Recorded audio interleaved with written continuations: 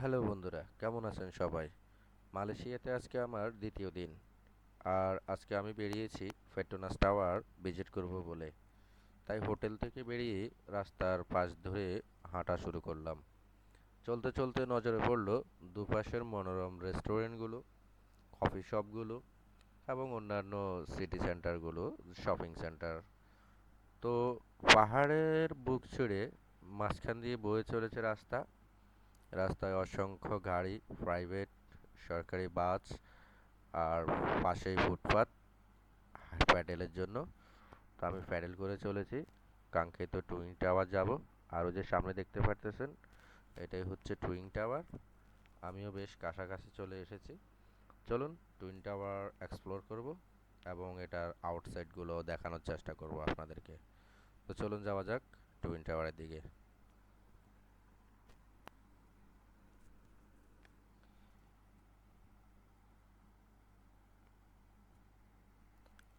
আমার সামনে ক্যামেরাতে যেই টাওয়ারটি আপনারা এখন দেখতেছেন, এটাই হচ্ছে মূলত পেট্রোনাস টাওয়ার বা টুইন টাওয়ার নামে বিখ্যাত।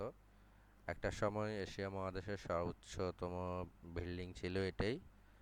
এখন এটা সম্ভবত 5 নম্বরে চলে এসেছে, 1 নম্বরে দুবাই বুর্জ খলিফা। এটা হচ্ছে টাওয়ারের সামনের দিক। এর পিছনের দিকে একটা গার্ডেন আছে। আমি সেই গার্ডেনটাও ভিজিট করব আর আপনাদেরকে দেখাবো ওই কুয়ালালামপুর সিটি গার্ডেন বা কেএলসিসি যে গার্ডেন, সে গার্ডেনটাও দেখাবো।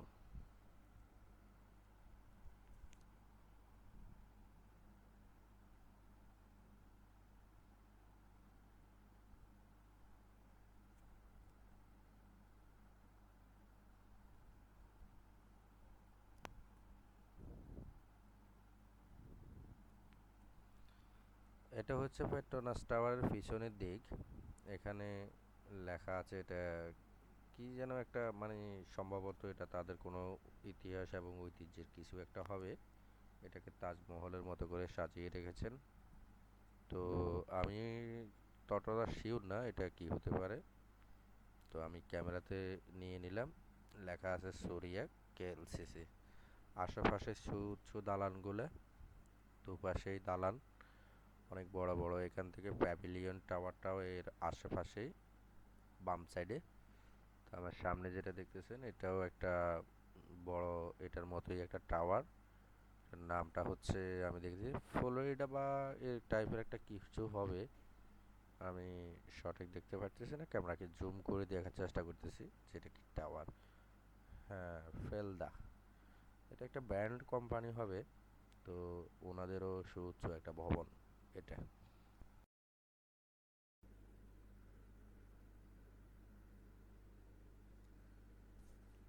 বন্ধু বান্ধবরা যখন বিভিন্ন সময় ঘুরতে বেরোতো, তখন আমার থেকে খুবই এক্সাইটিং লাগতো বিষয়গুলো। আমারও জীবনে খুবই শখ ছিল যে আমিও একটা সময় দেশে এবং দেশের বাইরে ঘুরবো, ঘুরে বেড়াবো, নিজেকে একটু রিফ্রেশ করব। আসলে মানুষ একটা জায়গায় কর্মরত অবস্থায় থাকলে ওই জায়গাটাতে মানুষ বোরিং ফিল করে। এক কথায় বলতে গেলে মানুষ একঘেয়েমি হয়ে যায়। যার জন্য নিজের কর্মস্থল থেকে বেরিয়ে মাঝে মাঝে বাইরে ঘুরতে বেরোনো উচিত। সাধ্যের মধ্যে থাকলে দেশের বাইরে গিয়েও ঘোরা উচিত। আর সাধ্যের মধ্যে যদি না হয়, বাজেটে কম হয়, তাহলে দেশের মধ্যেও কিন্তু অনেক সুন্দর সুন্দর জায়গা আছে। দেশের বাইরে বেশ কিছু রাষ্ট্রে ঘুরেছি আমি। তো আমার কাছে যেটা মনে হয়েছে যে আসলে বাংলাদেশটা খুবই মোস্ট ওয়ান্ডারফুল এবং বিউটিফুল একটি কান্ট্রি। বাংলাদেশে দেখার মতো অনেক সুন্দর সুন্দর জায়গা আছে। সিলেটের দিকে গেলে অনেক পর্যটন কেন্দ্র, ঢাকার আশেপাশেও অনেক পর্যটন কেন্দ্র আছে। আমাদের ঢাকার পাশেই মুন্সিগঞ্জের মধ্যে একটা ওয়াটারফলস আছে, সেটা কি যেন মানাবে। তো এটা নাকি এশিয়ার তৃতীয় বৃহত্তম। আমি কখনো যাই নাই ওখানে। এন্ট্রি ফ্রি প্রায় 6,000 টাকা থেকে শুরু। ও একটা কথা, এই যে আমার সামনে যে মানে এতক্ষণ জুম করে ছোট ছোট রেস্টুরেন্টগুলো দেখছেন, এগুলো হচ্ছে বার। এখানে এসে আপনার পকেটটাকে শূন্য করার জন্য, আর একটু এন্টারটেইনিং বা যারা অ্যালকোহল প্রিয় বা অ্যালকোহল পছন্দ করে তারা এখানে এসে ড্রিঙ্কস করে, অ্যালকোহল গ্রহণ করে থাকে, এই আর কি। আর এটা হচ্ছে পেট্রোনাস টাওয়ারের অপর সাইডে, এটা কেএলসিসি পার্ক বলে। পার্কটা বেশ সাজানো গোছানো সুন্দর, কৃত্রিমভাবে এখানে পানির ব্যবস্থা করে রেখেছেন। তবে এখানকার ওয়েদারের কথা বলতে গেলে এখানে কখন যে রোদ হবে আর কখন বৃষ্টি হবে এটা আসলে আপনার সঠিক মানে জানাই থাকবে না, যে কোনো মুহূর্তে বৃষ্টি হতে পারে। এই যে হঠাৎ বৃষ্টি শুরু হয়ে যাচ্ছে, তা আমাকে এখন একটু আশ্রয় নিতে হবে। হ্যাঁ, আমি এসে একটা ঘরে বসেছি, এখানে পার্কের মধ্যে ছোট ছোট করে ঘর করে দেওয়া হয়েছে, তো যাতে করে বৃষ্টি এলে সবাই ওখানে আশ্রয় নিতে পারে। আমার আশেপাশে অনেক ফরেনার আছে, তো প্রাইভেসির কারণে আমি ওইদিকে ক্যামেরাটা নিচ্ছি না, সামনের দিকে একটু বৃষ্টিটা উপভোগ করতেছি, আর দূর দূরান্তর দিকে ক্যামেরাটাকে একটু উকি ঝুঁকি মেরে দেখতেছি যে কেমন লাগে বা কি আসে বিষয়। তো যেটা বলছিলাম, আসলেই কিন্তু বাংলাদেশে অনেক সুন্দর সুন্দর দর্শনীয় স্থান আছে। চট্টগ্রামে, পার্বত্য চট্টগ্রামে তো ঘোরার জায়গার অভাবই নেই। যেমন আপনার সাজেক ভ্যালি বলেন, কক্সবাজার সমুদ্র সৈকত বলেন, রাঙামাটি বলেন, ওই কাপ্তাই জাতীয় উদ্যান বলেন, কাপ্তাই বগা লেক বলেন, বা আপনার এই কি বলে বান্দরবন বলেন, ওই লামা পার্ক, তারপরে যে আপনার যেমন চিম্বুক পাহাড়, এই সমস্ত পাহাড়গুলো অনেক সুন্দর, বা ওইদিকেও অনেক সুন্দর সুন্দর দর্শনীয় স্থান আছে। মিরেশ্বরের মধ্যে অনেক দর্শনীয় স্থান আছে।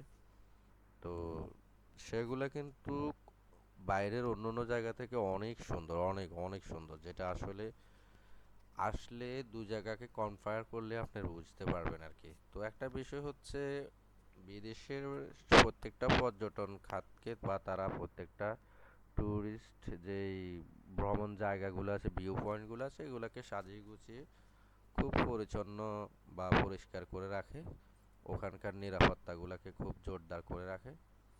বাংলাদেশে হয়তো পরিবেশের একটা ব্যাপার স্যাপার আছে, পরিবেশটা অত ভালো করে রাখে না, আমরা নিজেরাই ময়লা নোংরা আবর্জনা করে রাখি এখানে। যেমন তেমন ভাবে আপনার সিগারেটের ওয়াস্টেজ এবং কি পলিথিন, বাদামের খোসা, এসব কিছু এখানে পড়ে থাকে না। যদি কেউ কখনো ময়লা ফেলে তো সেটার জন্য নির্ধারিত পরিচ্ছন্ন কর্মী আছে, তারা এগুলো নিয়ে যায়। আর বিশেষ করে আপনি যখন এই রাস্তা দিয়ে হাঁটবেন বা এই পথ ধরে হাঁটবেন, তখন আপনার থেকে মানে থুতু ফেলাতেও বিবেকে বাঁধবে যে আপনি কোথায় ফালাবেন। নির্দিষ্ট একটা ডাস্টবিন খুঁজবেন যে আমি ওই ডাস্টবিনেই থুতু ফেলাবো।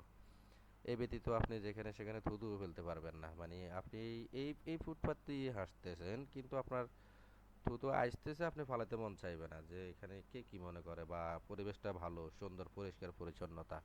তো বাংলাদেশে এগুলো সচরাচর হয় না। সেখানে হয়তো আমাদের দেশে হলে এখানে বসে আমরা বন্ধুরা মিলে সবাই চায়ের আড্ডায় মজে যেতাম, বা কেউ সিগারেটে টান দিত, হয়তো হতো, আমি কাউকে নির্দিষ্ট মেনশন করে বলতেছি না, এরকম হতেও পারতো। তো আমাদের দেশের ট্যুরিস্ট যে স্পটগুলো আছে সেগুলোকে যদি নিরাপত্তা জোরদার করা হয় এবং পরিষ্কার পরিচ্ছন্ন রাখা যায়, তাহলে আমাদের দেশটাও কিন্তু অনেক সুন্দর, ছবির মতো সুন্দর আমাদের দেশ। ছয় ঋতুর দেশ বাংলাদেশ, প্রাকৃতিক সৌন্দর্যে ভরপুর। প্রাকৃতিক দৃশ্য দেখার জন্য আমাকে বা আমাদেরকে দেশের আর অন্যান্য দিকে যেতে হয় না আর কি। তো এই আর কি দর্শক, আজকের মতো এই পর্যন্তই। ইনশাল্লাহ দেখা হবে আগামী কোনো পর্বে, আগামী কোনো জায়গায়, নতুন কোনো গন্তব্যে। সে পর্যন্ত ভালো থাকবেন। আসসালামু আলাইকুম রহমতুল্লাহ বারাকাতুহু।